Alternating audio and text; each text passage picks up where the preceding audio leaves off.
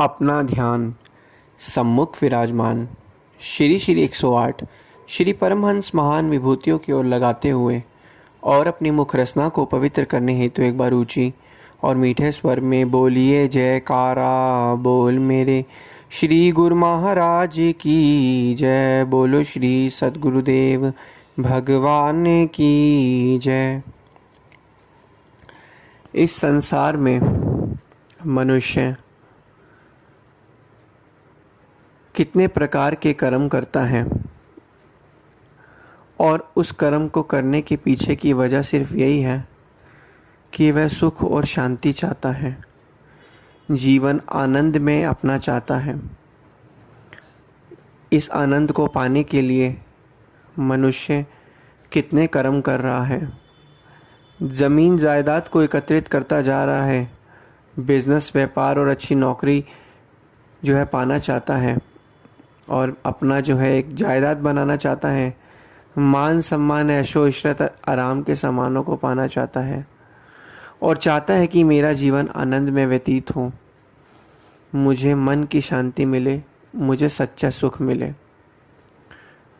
लेकिन संत फरमाते हैं कि ये सभी चीज़ें मनुष्य को मिलने के बाद भी मनुष्य को मन की शांति नहीं मिल पाती। फरमाते हैं कि मनुष्य को सुख और दुख तो उसके जो हैं कर्मों के हिसाब से ही मिलते हैं, लेकिन जो आत्मिक शांति है, मन की शांति, वो मनुष्य को खुद ही अपने यत्न से प्राप्त करनी पड़ती है। वो यत्न क्या है? वो यत्न यह है, वक़्त के संतों महापुरुषों की चरण शरण में जाकर उनसे नाम दक्षिणा आराधन को प्राप्त करके अपना जीवन जो है आनंद में शांति में व्यतीत करें और हर श्वास में श्री सद्गुरुदेव महाराज जी का नाम सुमिरन करें।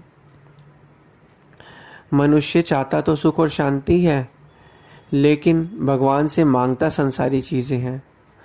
इस मनुष्य की यही तो सबसे बड़ी गलती है कि वो भगवान को तो मानता है मगर भगवान की नहीं मानता। भगवान की अगर मान लेता तो उसे सच्चा सुख मिल जाता। भगवान में तो उसका विश्वास है, लेकिन भगवान क्या कह रहे हैं? भगवान सीधा सीधा अपने वचनों में फरमा रहे हैं कि जे सुख को चाहे सदा शरण राम की ले। तो सुख कहाँ पे है? राम की शरण लेने में ही सुख है।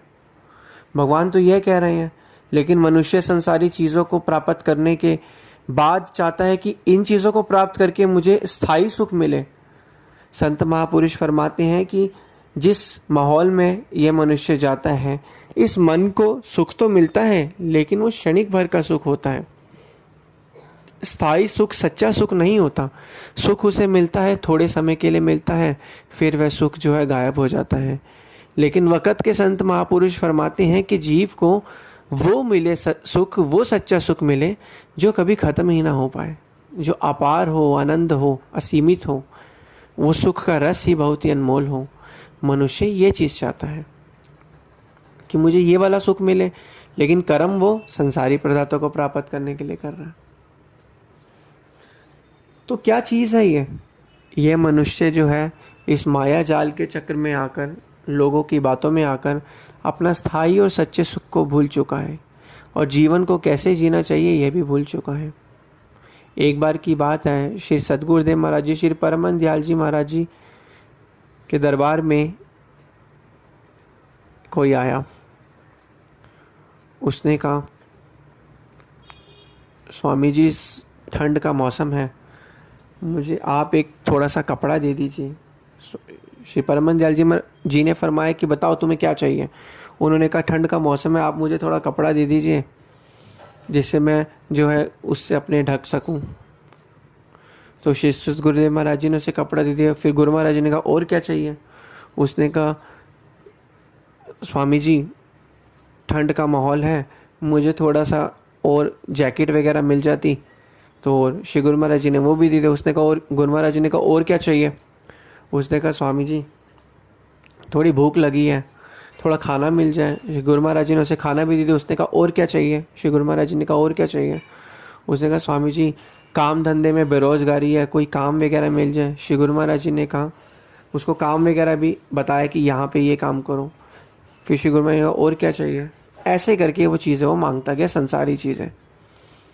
फिर श्री गुरु महाराज जी जब वो चला गया, श्री गुरु महाराज जी अपनी मौज में थे। श्री गुरु महाराज जी ने वैसे ही फरमाया आसपास के भक्तों को कि इस आदमी ने, इस भगत ने हमसे संसार की चीज़ें मांग ली, लेकिन अगर उस समय ये एक चीज़ मांग लेता, जो चीज़ है भक्ति, जब ये भक्ति चीज़ मांग लेता तो भक्ति के अंदर ही सारे सुख आ जाते हैं, संसार की सारी चीज़ें आ जाती हैं, तो इसे सारी चीज़ खुद ब खुद ही मिल जाती। जितनी इससे मांगी इससे ताहा गई कई गुना ज़्यादा मिलती, लेकिन इसने मांगी क्या, संसार की चीज़ें। तो कहने का तात्पर्य ये है कि मनुष्य की जो बुद्धि है वो असीमित है, असीमित नहीं, वो सीमित है, एक सीमा तक ही सोच सकती है। लेकिन वक़्त के संत महापुरुष फरमाते हैं कि नाम सुमिरन आराधन करो, जिससे तुम्हारी मन की जो सोच है वो जो है असीमित हो जाएगी।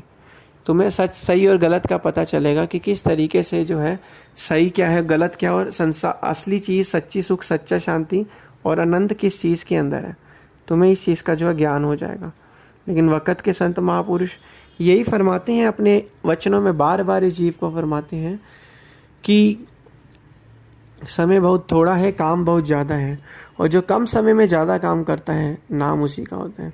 लेकिन जीव जो है मन और माया के चक्कर में आकर जो है भूल जाता है, फंस जाता है कि मेरा असली काम क्या है, मेरी असली पूंजी क्या है। कुछ समय सत्संगति को प्राप्त करने के बाद भी वो चीज़ों को करता तो है भक्ति मार्ग में, लेकिन फिर माया के जाल में आकर वह फंस जाता है। कहते हैं कि तृष्णा बहुत ही भयानक चीज़ है। एक मनुष्य के पास जितना धन आता है वह और चाहता है कि मुझे और धन मिले, फिर उतना धन आने के बाद और चाहता है मुझे और धन मिले। ऐसे कर करके वो मनुष्य की तृष्णा तो कभी ख़त्म नहीं होती। चाहता है संसार में मुझे मान सम्मान मिले, मान सम्मान, ये सभी इच्छाएं उसके दिमाग के अंदर, मन के अंदर घर कर जाती हैं। तो महापुरुष यही फरमाते हैं कि कैसे बनो। कहते हैं चाह गई चिंता मिटी, मनवा बेपरवाह, जिसको कछु न चाहिए सो ही शहंशाह।